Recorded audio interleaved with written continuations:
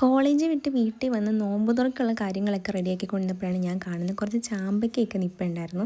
അപ്പോൾ പൊതുവെ ഇതിനകത്ത് ഉണ്ടാകുന്ന ഒന്നും ഈരപ്പുഴുവൊക്കെ ആയിട്ട് അങ്ങനെ അങ്ങ് പോകാറേ ഉള്ളൂ. പക്ഷേ ഇതിനകത്ത് പ്രത്യേകിച്ച് കുഴപ്പമൊന്നും അങ്ങനെ തോന്നിയില്ല. ഞാൻ മൊത്തമൊന്നും കഴിച്ച് നോക്കിയില്ല. ഒന്ന് രണ്ടെണ്ണം കഴിക്കാൻ വേണ്ടി എടുത്ത് വെച്ചിട്ട് ഒരെണ്ണം കണ്ട് ഞാൻ കഴിച്ചുള്ളൂ. അതിൽ വലിയ കുഴപ്പമൊന്നുമില്ലായിരുന്നു കേട്ടോ. പിന്നെ നമ്മൾ ബ്രെഡ് ഇരുന്നപ്പോൾ അത് ടോസ്റ്റ് ചെയ്ത് വെച്ചിട്ടുണ്ട്. അത് വെറുതെ കേടായി പോകണ്ടെന്ന് പറഞ്ഞ് ടോസ്റ്റ് ചെയ്തതാണ്. പിന്നെ നമ്മൾ എടുത്ത ചാമ്പയ്ക്ക, അതുപോലെ ഡേറ്റ്സ്, പിന്നെ കട്ട് ഫ്രൂട്ട്സ് കാര്യങ്ങൾ എപ്പോഴത്തെ പോലെ തന്നെ അതൊക്കെ തന്നെ ഉള്ളായിരുന്നു.